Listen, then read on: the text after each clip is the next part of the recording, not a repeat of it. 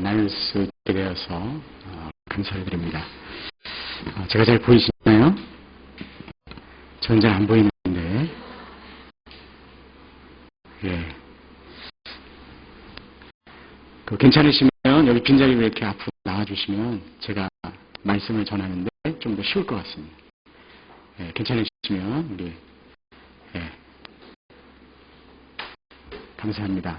아유, 감사합니다. 네, 감사합니다.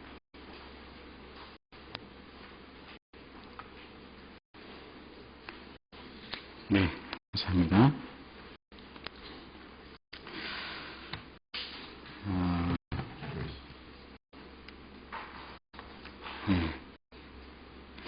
이 시간 짧은 시간이지만 우리 회복의 영성에 대해서 잠깐 나누는 시간을 갖겠습니다. 제가 기도하고 하나님의 말씀을 듣겠습니다.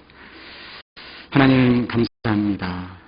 이 저녁 이 시간 임재하여 주셔서 오늘 한 분 한 분을 주님께서 만져주시고 성령께서 주시는 치유를 경험하는 시간이 되게 하여 주시고 회복의 여정으로 출발하는 저희 모두가 되게 하여 주시옵소서.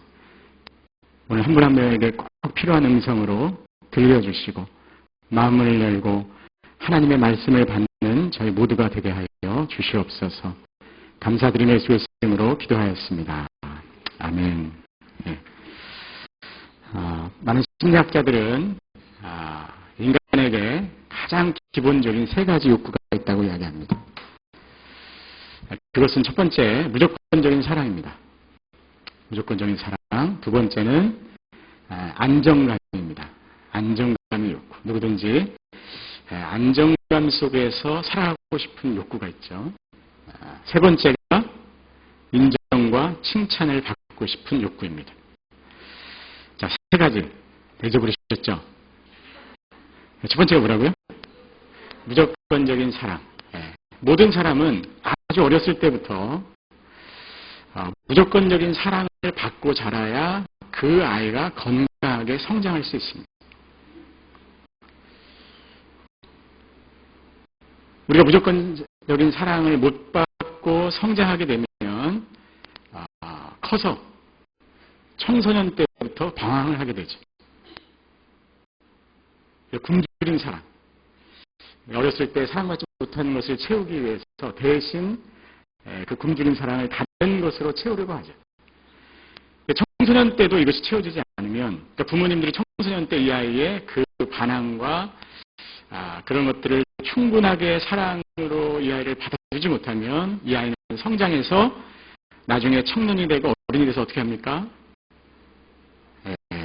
그 사랑을 다른 것으로 채우려고 합니다. 그것을 우리가 중독이라고 이야기합니다.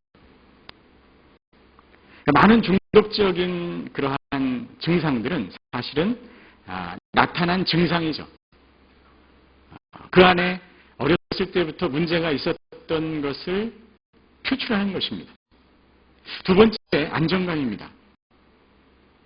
모든 사람은 안전한 생활 가운데서 지내고 싶은 욕구가 있습니다. 어린아이일수록 더하죠. 그래서 부모님이 싸우게 되면 이 가정의 환경이 불안해지면 이 아이의 마음속에 어떤 것이 생길까요? 안정감의 반대가 불안이죠. 그러니까 이 아이가 커서 성장해서 불안 장애를 갖게 되는 거죠.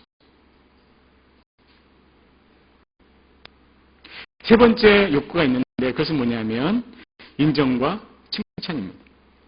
어렸을 때 아이들은 무조건 인정을 받고 칭찬을 받아야 돼요. 물론 잘못한 일을 했거나 죄를 지었으면 무조건 인정해줘서는 안 되겠죠. 그것이 아니라 이 아이가 충분히 자기가 하나님 안에서 분명한 정체성을 가지고 한 가정에 사랑받는 자녀이고 그리고 하나님의 자녀라고 하는 정체성이 언제 생기냐면 부모, 그러니까 하나님을 대신하는 권위자인 부모로부터 인정과 칭찬을 받음으로 이 아이가 어렸을 때 분명한 자아 정체성이 형성이 되는 것입니다.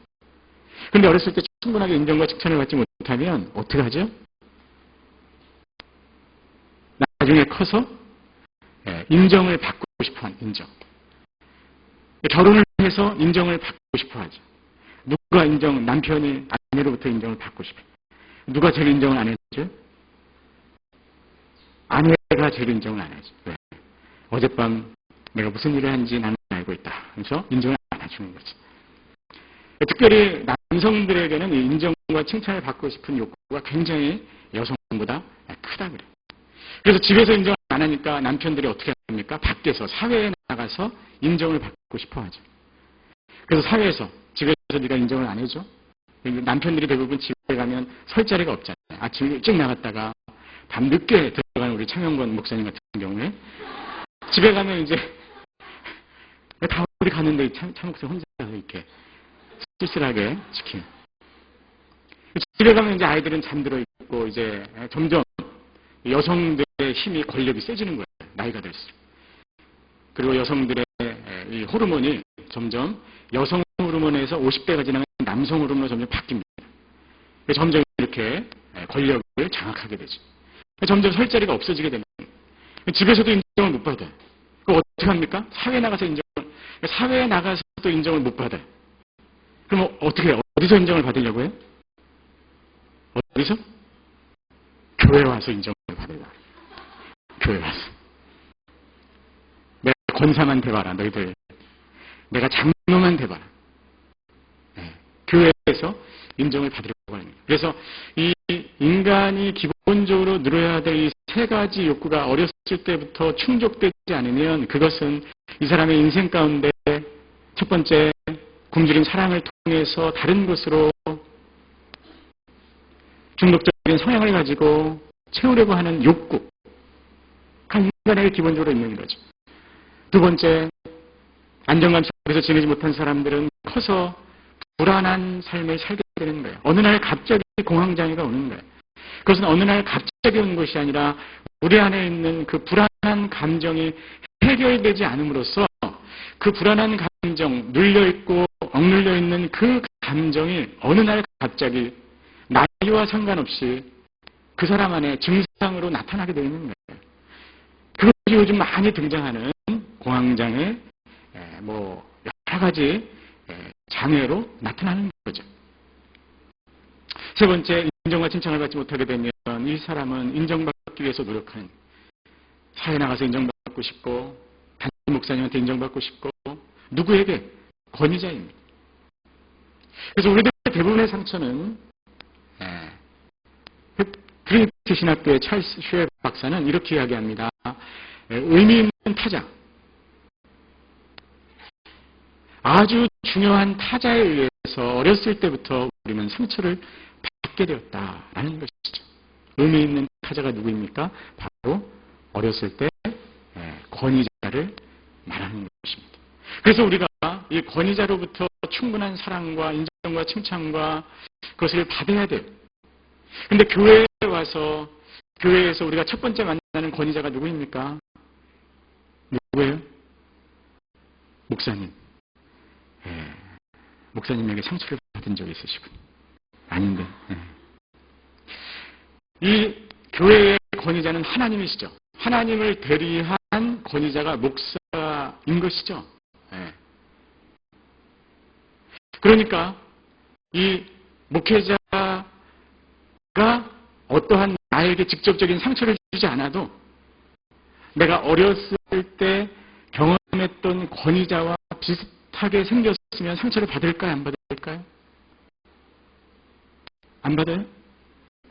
안 받으시면 굉장히 건강하신 거예요. 오늘 한 자매님이 저를 계속 피해 다니는 거예요. 저희 회복사역에 같이 사역하는 자매님이 계신데 저를 자꾸 피해 다니는 거예요. 결혼도 했고 같이 남편이랑 같이 회복사역에 나오는데 딱 복도에서 만나도 팍 도망가서 계단 밑으로 도망가는 거예요. 그래서 굉장히 기분이 안 좋잖아요. 그래서 어느 날 이제 테이블에 딱 같이 앉았어요. 그래서 자매님에게 물어봤어요. 자매님 왜 이렇게 저를 피하세요? 그때 자매님이 그 소그룹 시간에 나누는 거예요. 목사님이 저희 아버지랑 똑같이 생겼어요. 아니 그렇게 잘생겼단 말입니까? 이렇게 물어보려다가 심각한 자리니까 그러시군요. 그때 제가 그 자매님을 이해하게 됐어요. 이해하게 됐어요. 여러분, 부부가 같이 사는데 믿음으로 내가 너의 모든 것을 수용하고 용납하고 받아주고 사랑은 허다한 허물을 덮는데 내가 다 덮을 수 있어. 근데 결혼해 보시니까 어떠세요? 다 덮고 사십니까? 다른 방법이 없잖아요. 덮고 살아야지. 근데 여러분들, 상대방을 아는 만큼 내가 받아들일 수 있는 수용이 생기는 겁니다. 교회에서 같이 사역을 할 때도 마찬가지입니다. 성도가 목사님이 성도와의 관계도 마찬가지예요. 그분이 어떤 상처와 아픔과 고난과 이런 것들이 있었는지 알게 되면 그 성도님을 더 이해하게 되죠. 수준에서도 마찬가지죠. 저분이 이렇게 힘들어할까? 저분이 이렇게 화를 낼까? 다 이유가 있는 거죠. 이 기본적인 세 가지 욕구로 인해서 인간은 끊임없이 성장하면서 건강한 신앙을 갖지 못하게 합니다. 내 안에 있는, 잠재되어 있는 그 세 가지 욕구가 아직 해결되지 않았기 때문에 성장하면서 이 욕구를 채우기 위해서 잘못된 믿음을 갖게 될 확률이 굉장히 많습니다. 다시 말씀드리면 올바른 믿음 가운데 성장해야 됨에도 불구하고 예수님을 믿은 지 10년이 지나고 20년이 지나고 30년이 지나도 내 믿음이 성장하지 못하는 이유가 있어요. 그것은 뭐냐면 그 말씀이, 여러분들 예수 그리스도를 믿게 되면 우리의 모든 전 인격이 변화되어야 됩니다. 그런데 변화되지 않습니다. 10년이 지나도 똑같고 30년이 지나도 똑같아요. 왜 그런지 아세요? 그 안에 아직 해결되지 않는 아픔이 있기 때문에. 권위자에 대한 상처는 믿음 안에서 진정한 권위자인 하나님을 만나서 해결이 안 되는 거예요. 내가 세상 가운데 있었던 이 권위 밑에서 받았던 이 아픔이 교회에 와서 믿음의 권위자인 이 하나님에 대한 믿음이 쉽게 마음이 열리지 않는 거예요. 받아들이지 않는 거예요. 그래서 그 말씀이 내 안에 들어와서 뿌리가 내리고 터가 박히고 굳어져서 열매가 맺히고 풍성한 열매를 맺는 믿음과 신앙생활을 해야 됨에도 불구하고 마태복음 13장에 보면 그 마음밭에 뿌려진 이 씨앗이, 말씀이 깊이 뿌리 박히지 못하는 거예요. 왜요? 우리의 마음이 돌짝밭 같고 가시밭 같고 굳은 땅 같기 때문에 그 말씀을 아무리 들어도, 예배를 수천 번 드려도, 수양과 범죄를 1000번을 드려도 이 마음에 굳어있는 것들이 해결되지 않으면, 이 가시밭 같은 이 마음이 풀어지지 않으면, 녹아내리지 않으면 절대로 그 말씀이 내 안에 와서 뿌리를 받고 나를 성장시키지 못하는 거예요. 그래서 하나님이 이스라엘 백성들에게 말씀하시는 것입니다. 너의 마음밭을 기경하라. 마음을 기경하지 않으면 절대로 너희는 믿음 안에서 성장해 갈 수 없기 때문이라는 것이죠. 우리는 믿음 생활하면서 수시로 어렵고 힘든 일을 만나게 됩니다. 분명한 것은 내 마음밭이 기경되어지고 이 기경된 것을 다른 말로 하면 회복되는 거예요. 딱딱하고 가시밭 같고 돌짝밭 같은 이 마음을 기경해서 하나님의 말씀을 받을 만한 마음으로 변화시키는 것이 바로 회복의 여정인 거예요. 그때 비로소 우리는 하나님께 진정으로 예배드리는 삶을 살아갈 수 있게 되는 거예요. 오늘 저희가 읽은 시편 57편의 말씀에 보면 다윗은 하나님 안에서 이 치유를 넘어서서 회복의 여정으로 가고 있는 그런 이 다윗의 그 마음을, 그 심정을 우리는 오늘 본문을 통해서 찾아볼 수 있습니다. 이 시편 57편은 다윗이 아둘람 굴에서 쓴 것입니다. 여러분들, 다윗은요, 골리앗을 물리치고 모든 것을 소유하고 가지고 있는 것 같았어요. 모든 명예를, 모든 부를, 그리고 왕의 딸 미갈과 결혼하고 모든 것을 소유하는 것 같은 착각을 가졌어요. 그런데 하루아침에 다윗은 도망자의 신세가 돼서 동굴에 갇혀있는 신세가 되었습니다. 그리고 동굴에 갇혀서 자기의 고통을 하소연하면서 하나님께 부르는 노래가 바로 시편 57편이에요. 우리는 이 세상을 살면서 힘들고 어려운 일을 당하게 됩니다. 나도 모르게 고통이 찾아오기도 합니다. 깨어지는 그런 아픔이 있습니다. 여러분들, 이사야 64장 8절에 보면 하나님은 우리에게 이렇게 말씀하십니다. 우리 이사야 64장 8절 같이 한번 읽겠습니다. 시작. 그러나 여호와여, 주는 우리의 아버지십니다. 우리는 주의 진흙이고 주는 토기장이십니다. 우리는 모두 주의 손이 만드신 작품입니다. 여러분들, 주님은 토기장이, 주는 토기장이, 나는 진흙. 나를 빚으소서, 이 찬양 부르신 적 있으세요? 근데 예수님이 당신을 빚으실 때 당신은 아픕니까? 아프지 않습니까? 아프죠. 왜 그래요? 다윗을 하나님이 왜 광야로 모르셨습니까? 다윗이요, 자진해서 아무 일도 없는데 가는 것이 아닙니다. 물론 사울과 사울의 부하들의 창끝이 있기 때문에 다윗은 도피해 가 있는 거죠. 그런데 이 모든 이 다윗의 여정 가운데 누가 뒤에서 조종하고 계신 거예요? 하나님이 조종하시는 거예요. 왜요? 다윗으로 하여금 이 광야의 이 동굴의 이 고통의 심연 속에서 이스라엘의 왕이 되어서 왕으로서 겪어야 될 모든 백성들이 겪는 그 고통을 하나님이 다윗으로 하여금 미리 겪게 하심으로 말미암아 다윗으로 온전하게 하나님의 나라를 다스리게 하기 위해서 하나님은 다윗을 광야로 내모십니다. 하나님이 광야로 내모는, 하나님이 모세를 광야로 내모신 40년간 이스라엘 백성들을 구원하기 위해서는 광야 가운데 직접 본인이 40년간 생활을 해봐야지 그 200만 명이나 되는 이스라엘 백성을 광야에서 인도할 수 있기 때문에 광야로 내모는 거예요. 여러분들, 왜 고통을 당할까요? 인간에게 왜 고통이 있습니까? 그것은 우리를 믿음으로 성장하고 성숙해 하기 위해서 하나님이 빚으시는 거예요.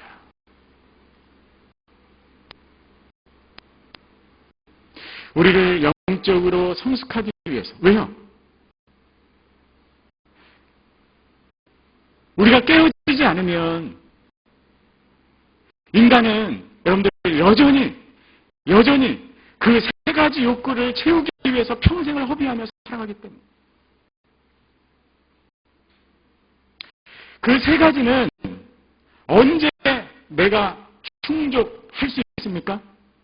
무조건적인 사랑과 안정감과 인정과 칭찬을 오직 내가 하나님 안에 있을 때에만 충족받을 수 있어요.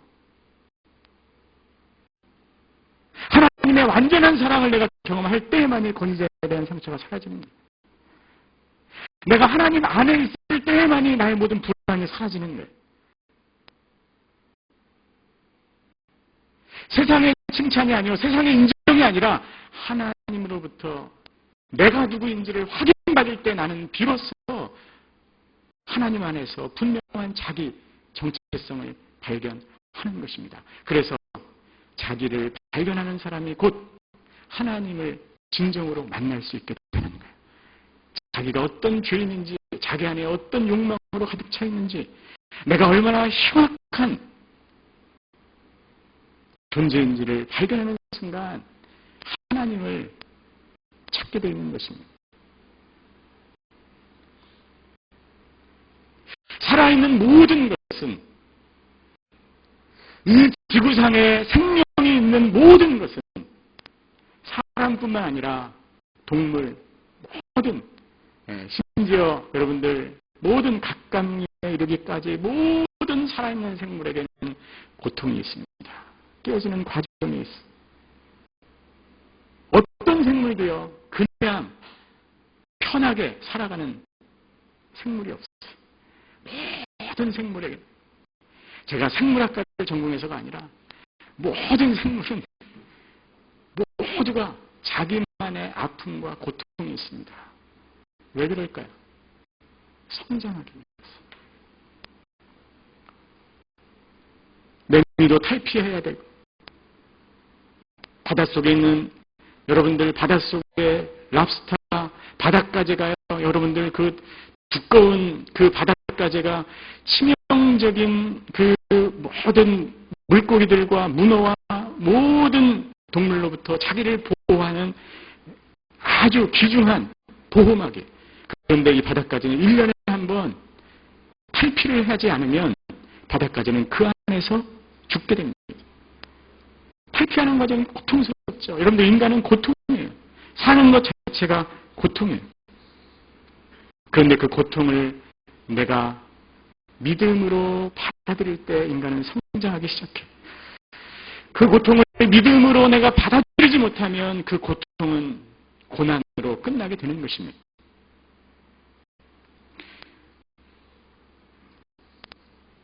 다윗은 아둘람굴에 갇혀서 하나님께 이렇게 기도합니다.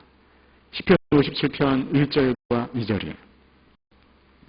시편 57편 1절과 2절의 말씀 같이 한번 또 읽겠습니다. 시작.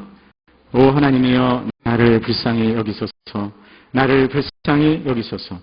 내 영혼이 주를 신뢰하오니 주의 날개 그늘 아래에서 이 재난이 지나갈 때까지 피할 것입니다. 내가 지극히 높으신 하나님께, 무엇이든 나를 위해 일하시는 하나님께 울부짖습니다. 다윗은요, 건강하게 이 고통을 받아들이고 있습니다. 무엇을 통해서 알 수 있냐면 이 다윗의 노래를 통해서 알 수 있어요. 첫 번째, 다윗은요, 하나님께 요청합니다. 나를 불쌍히 여겨 주시옵소서. 나를 불쌍히 여겨 주시옵소서. 나를 긍휼히 여겨 주시옵소서.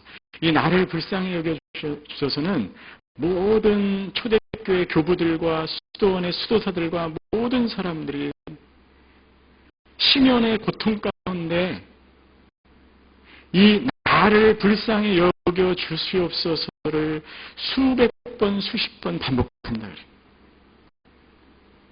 영성훈련 들어가서 다른 게 하는 게 없어요. 하나님. 왜냐하면 더 이상 하나님께 설명할 것도 없어요. 다윗이 어떤 고통 가운데 있는지 하나님도 아시고 자기 자신도 알아요. 주위의 모든 사람들이 다윗을 비웃습니다. 너희 하나님이 어디가 있는가?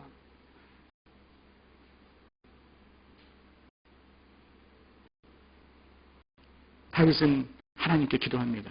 주님, 나를 불쌍히 여겨 주시옵소서. 그리고 다윗이 두 번째 이야기합니다. 그러나 다윗은요, 하나님을 떠나지 않습니다. 뭐라고 얘기합니까? 내 영혼이 주를 신뢰합니다. 주님만 붙듭니다. 주님을 바라봅니다. 주님 외에는 없습니다. 주님만이 생명입니다. 살 길입니다. 주님을 붙드는 것. 여러분, 우리가 고통과 어려움을 당할 때 하나님이 아니 계신 것 같고 하나님이 멀리 있는 것 같을 때 우리가 첫 번째 해야 되는 이 기도가 바로 이런 기도예요. 난 주님 믿어요.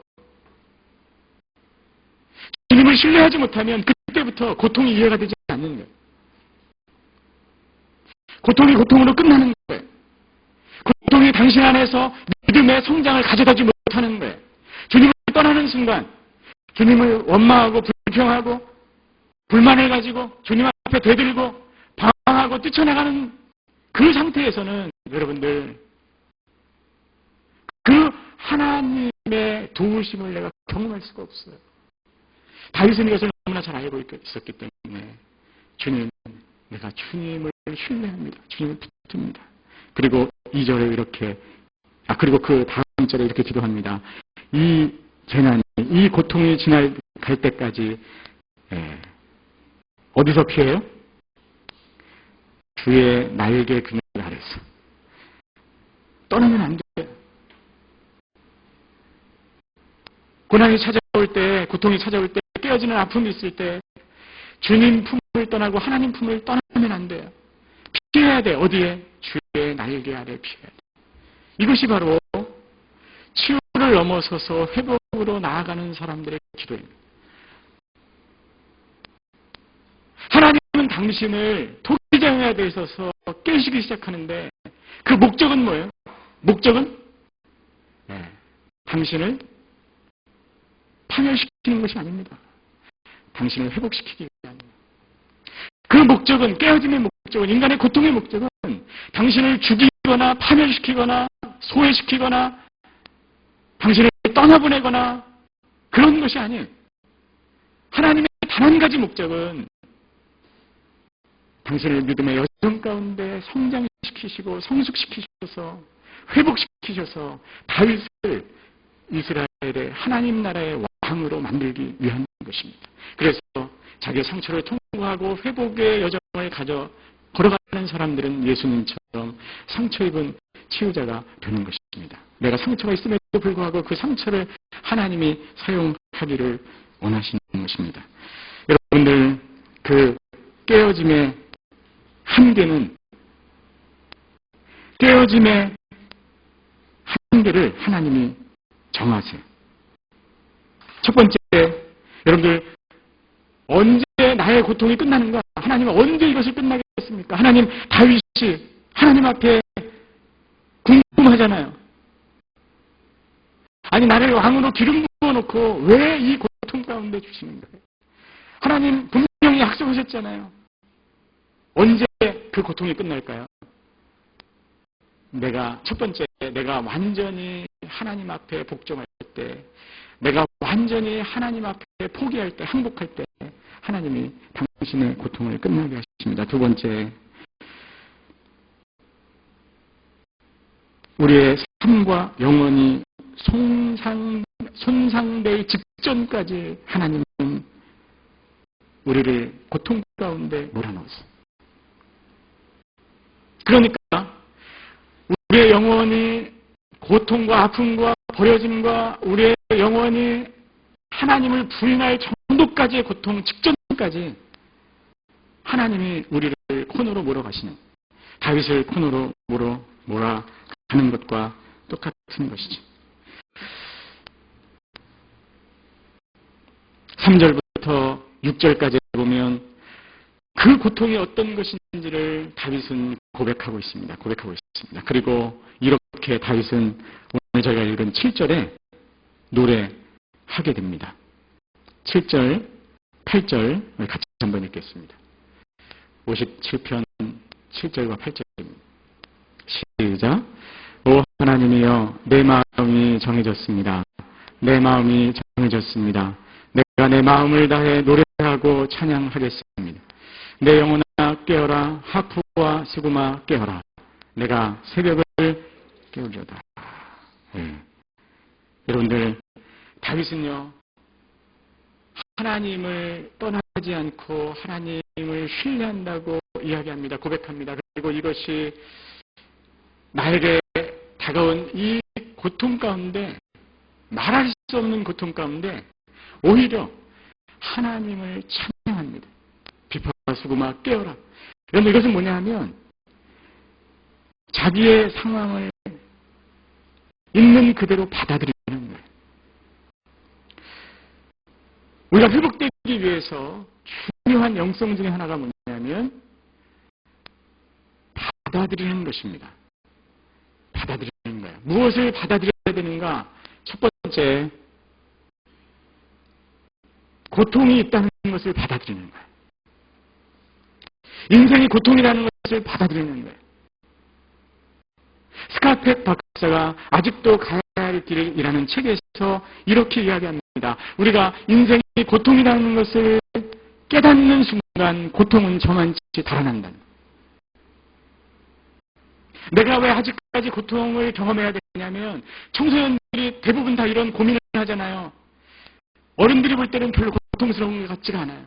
그런데 이 아이에게는 엄청난 고통이에요. 왜요? 이 고통이 어디서 왔는지 모르기 때문이죠.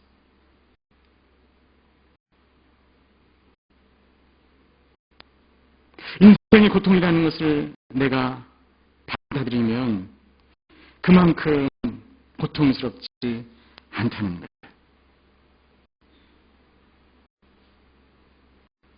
나는 온유하고 겸손하니 너의 멍에를 내게로 가져와서 내게 배우라. 하나님은 예수님을 믿고 신실하게 살아간다고 해서 당신의 멍에를 벗겨주지 않으십니다. 십자가를 내려놓지 않습니다. 우리도 똑같이 고난을 당하고 질병을 걷고 고통 가운데 모든 사람이 살아가게 됩니다. 그러나 단 하나 세상 사람들과 우리와 다른 것이 있어요. 뭐예요? 그 고통을 이겨나갈 수 있는 힘을 줘요. 그것이 다른 것이에요. 우리가 받아들여야 될 것, 그 첫 번째는 뭐냐면 세상을 살아가는 것이 고통이라는 것을 내가 받아들이는 거예요. 십자가가 있다는 것을 받아들이는 거예요. 나도 병에 걸릴 수 있다는 것을 내가 인정하는 거예요. 그래서 여러분들 많은 대부분의 암 환자들이나 대부분의 큰 상실과 고통을 당하는 사람들의 첫 번째 반응이 무엇인지 아십니까? 분노하는 거예요. 부인하는 거예요. 나는 사실이 아니야. 이럴 리가 없어. 부인하고 분노하다가 타협합니다. 그리고 결국에는 그 모든 과정을 거쳐서 받아들이게 되죠. 첫 번째, 인생의 고통이라는 것을 받아들이게 돼요. 왜요? 그 인생의 고통을 통해서 하나님을 찾기 때문이죠. 하나님을 만나기 때문이죠. 만날 수 있기 때문이죠. 그리고 고통은 그 고통으로 하여금, 그 사람으로 하여금 건강한 그리스도인으로 성장하기 때문에, 그리고 고통 속에서 하나님의 은혜를 깨닫기 때문에 우리는 고통이 찾아올 때 힘들고 어렵지만 그 고통을 있는 그대로 받아들여야 합니다. 그때 회복이 시작됩니다. 그때 우리는 찬양을 다윗처럼 할 수 있는 것입니다. 두 번째, 우리가 이 세상에서 받아들여야 할 것이 있습니다. 그것은 뭐냐면 나와 다른 사람을 받아들여야 합니다. 여러분이 직장 생활하면서 가장 어려운 게 뭔지 아세요? 사람일까요? 일일까요? 사람이죠. 교회 생활하면서 가장 힘든 게 뭐가 있을까요? 사람일까요? 사역일까요? 사람이에요. 제가 직장 다니시는 분들 신방도 하고 상담을 하면 인격 장애가 있는 사람이 그렇게 많다는 거예요. 특히 상사가 정신적으로 문제가 있거나 인격적으로 문제가 있거나 잘못되어 있을 때 이 사람 밑에 있는 직원으로 있는 것은 엄청난 고통이에요. 어떻게 합니까? 직장을 그만둘 수가 없죠. 어떻게 해야 됩니까? 나와 다른 사람을 받아들입니다. 다윗은 사울을 받아들입니다. 동굴 안에서 사울을 죽일 수 있음에도 불구하고 나와 다른 사람을 받아들입니다. 그 사람이 변할까요? 사울이 변화될까요? 직장 상사가 변화될까요? 정신적으로 고통받는 그 사람이 어느 날 확 바뀌어서 나를 잘 대해줄까요? 그렇지 않습니다. 나와 다른 그 사람을 다윗은 받아들이기로 결정합니다. 그리고 계속 어떻게 해요? 도망다녀. 압살롬이, 자기 아들 압살롬이 다윗을 죽이려고 왕궁으로 쳐들어왔을 때 다윗은 또 받아들입니다. 그것이 너의 결정이라면, 너의 선택이라면 나는 그러한 너를 받아들이겠다. 그리고 도망치듯이 왕궁을 빠져나가는 것이 다윗이. 세 번째, 우리가 받아들여야 될 대상이 있습니다. 그것은 누구냐면 바로 하나님이세요. 하나님을 우리가 받아들여야 돼요. 다윗은 하나님을 인정하고 나에게 비록 고통을 주고 내가 비록 아들랑불에 갇혀서 나는 이렇게 살 사람이 아닌데,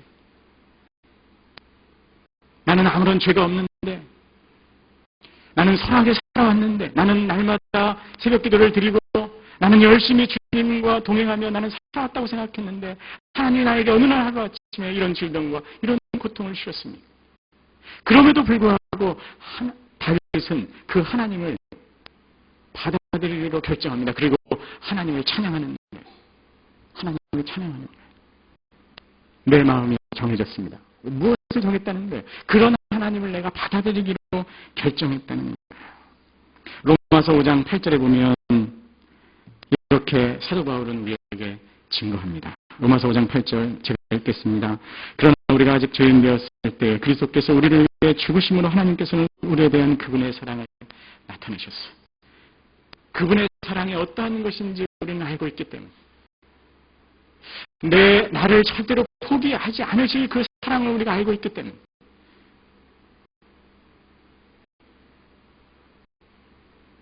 하나님을 끝까지 신뢰함으로 다윗은 노래하러 시작해서 마지막에 하나님이 나를 고통 가운데 몰아넣으실지라도 나는 그 하나님을 받아들이면서 하나님을 찬양하기로 결정합니다.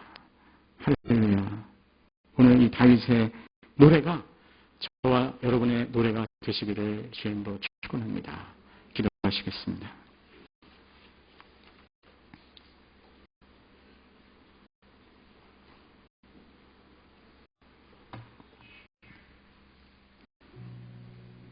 우리 조용히 눈을 감고 잠시 기도하는 시간을 갖겠습니다.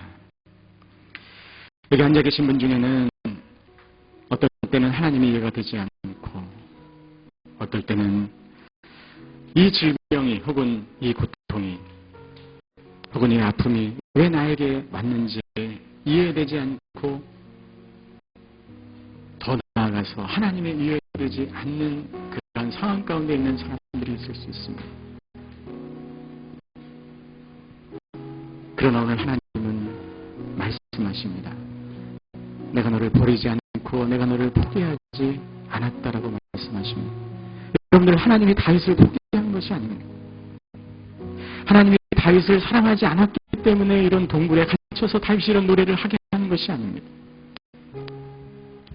하나님의 사랑이 끝났기 때문에 혹은 하나님이 다윗을 버리기로 결정했기 때문에 다윗이 이렇게 홀로 이런 노래를 부르고 있는 것이 아니에요.